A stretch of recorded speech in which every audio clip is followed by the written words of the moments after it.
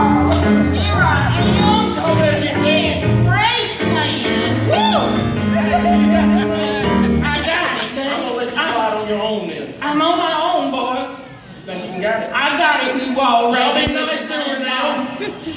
How's everybody out there tonight?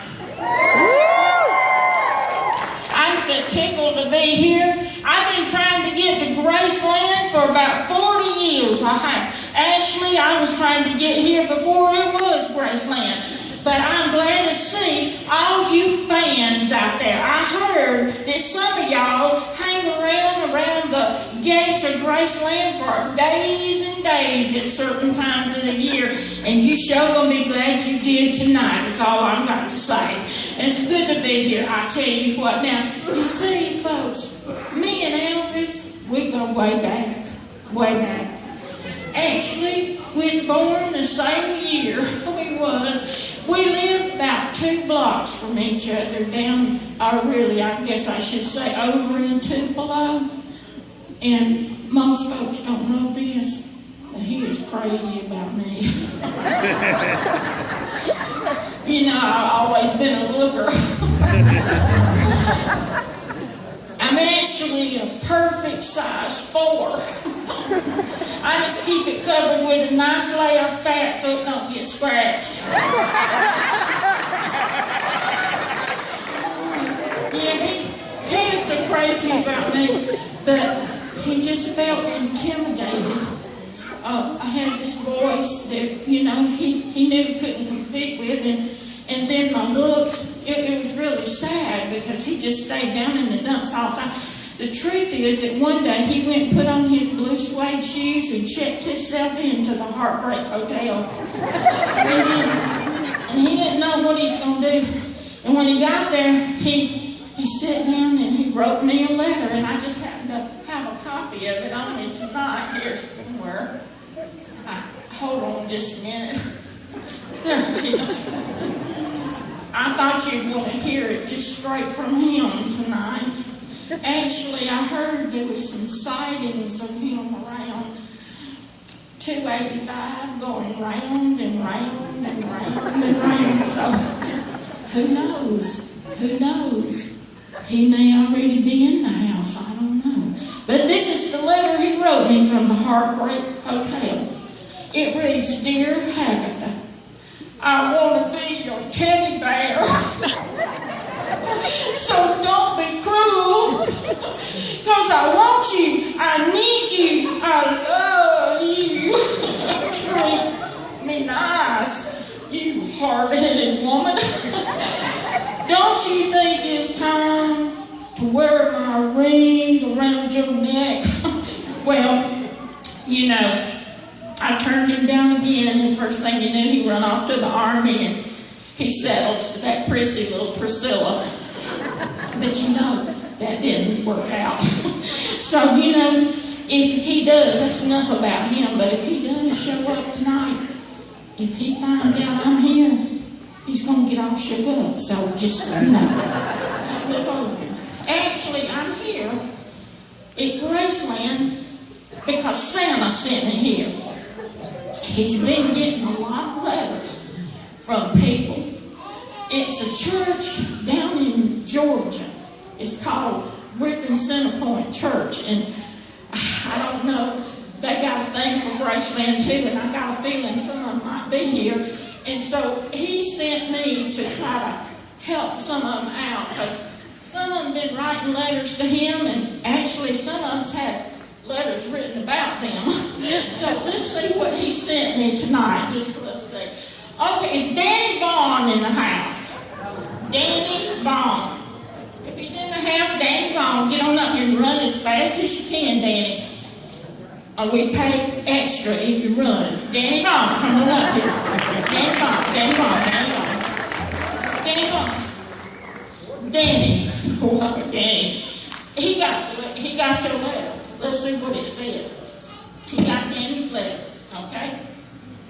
He got your letter about your plumbing problem.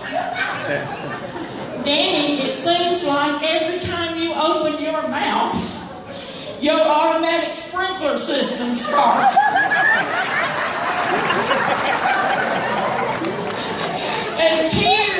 start coming from that artesian well way down there in his belly. And they start flowing because his heart is so big, you know. But Santa, he has developed a special product just for you.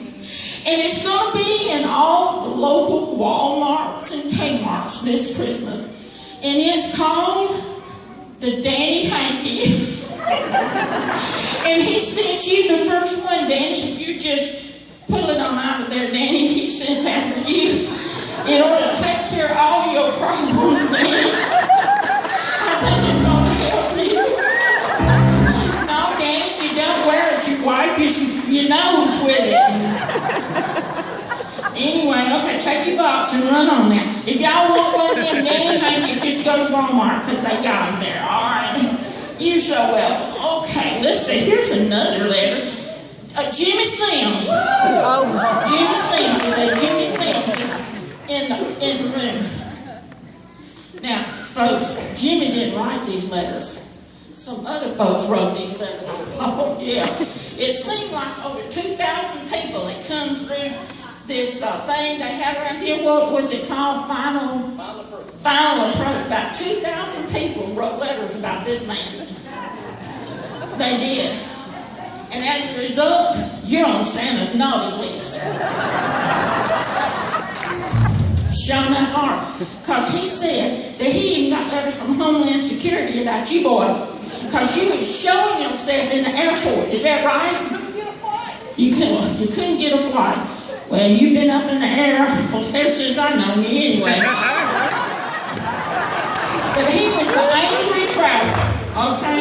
And he showed himself. So, since you're on the naughty list, let me ask you a question, Jimmy. Have you ever heard of them toys that come with a tag and say, batteries not included? Yes, ma'am. Well, you've been so bad, all you got is a bunch of batteries with no toy connected. That's all you got. All right. And the only reason you didn't have to go to anger management school is because you had such a terrible mentor. Didn't you? You did. He was such a bad example. What was his name? Dwayne who? That's right. He showed himself last year so bad, and you didn't knew that you come along. So I tell you what, Santa sent him something too, a bag of coal. How about you want to take it to him, give it to him, okay?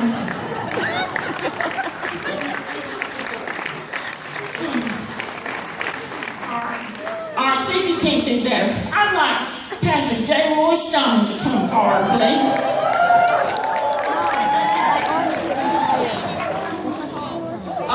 I know you're a stone man, but surely you can move faster than that. Well, now I'm going to try my best to not say nothing disrespectful since you're a preacher, okay? But I'm going to have to tell it like it is.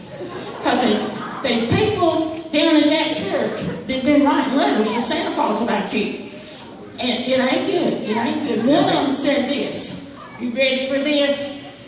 He said, Pastor J. Roy is a good man, and normally he preaches a lot better than we let on.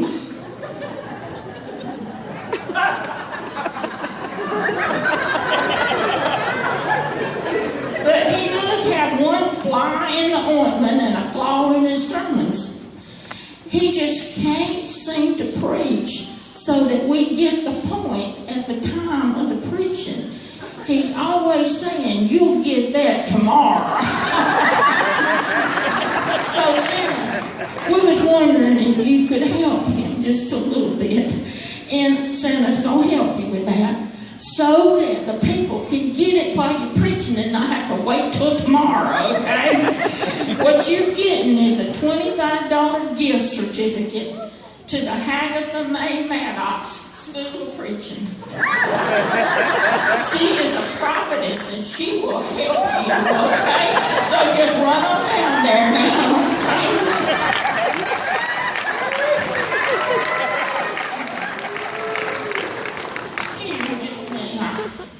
I just got one more, and that's from Mr. Nathan Shush. Nathan Shush. Are you out there, Nathan Shush?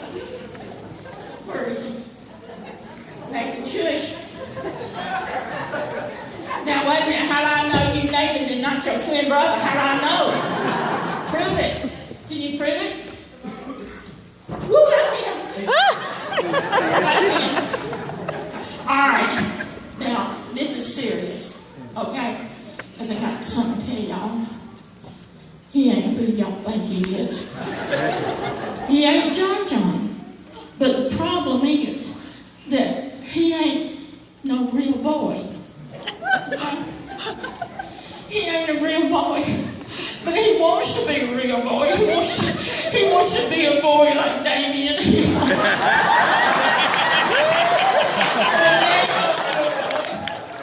Santa got your letter saying, please let me be a real boy, because he's a, now you turn around, he's a wind-up boy toy.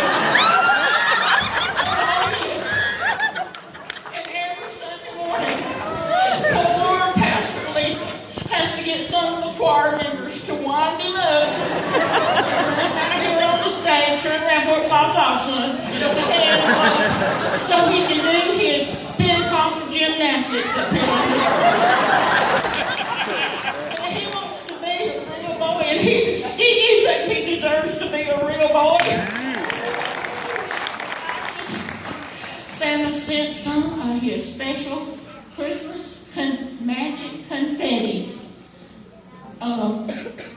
You ever had Santa to make a mistake and what he sent y'all? Looks like he didn't have nothing but Thanksgiving confetti, but maybe it'll work. All right, now this is what's going to happen. When I throw this magic Christmas confetti on you,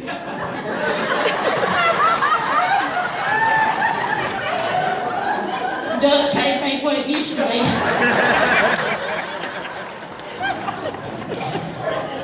Just be real still, son. I know you don't know how to do that, but listen, when this hits you, you ain't gonna be no wind-up boy toy no more. You gonna be a real boy.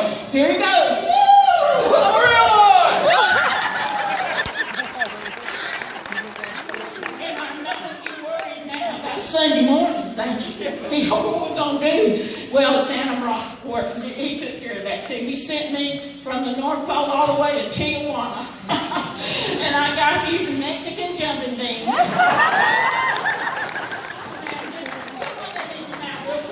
Like that. Okay, now, come on, let me see if you can do it. Come on. No, son, just act like you ain't meant to. Just do a little twirling.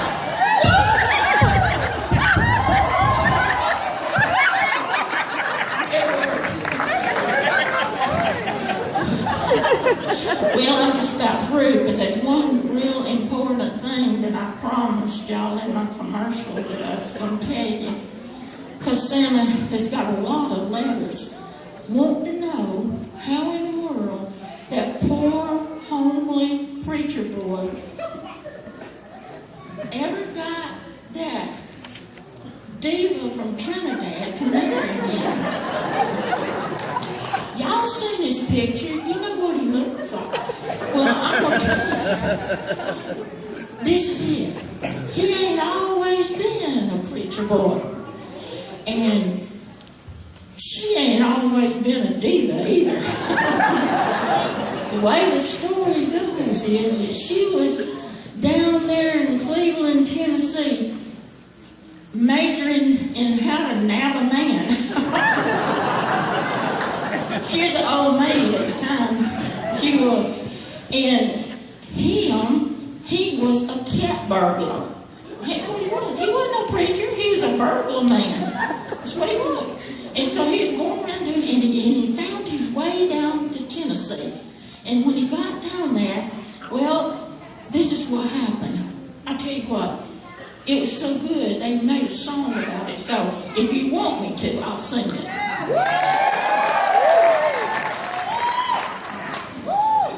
This is the way it happened. I'll tell you a story about a burglar man who thought he could rob a house. He slipped up to a window and then just as quietly as a mouse. About 9 o'clock an old maid came in, all so hard she said. And as her thinking all was well, she forgot to look under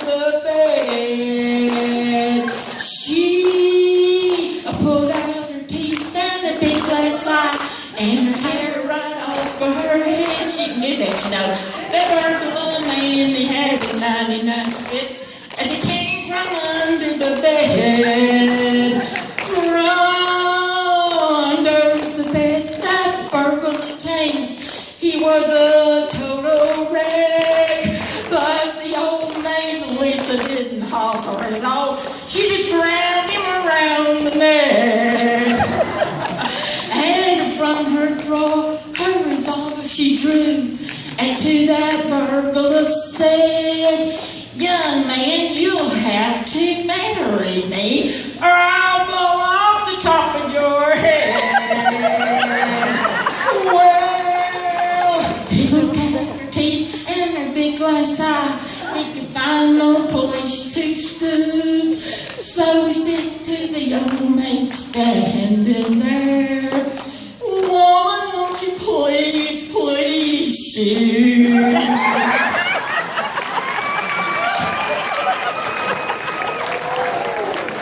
But she didn't shoot. Instead, she dragged him off down to the courthouse to the judge, with him screaming all the way, "I want a jury, not a judge. Give me a jury, not a judge."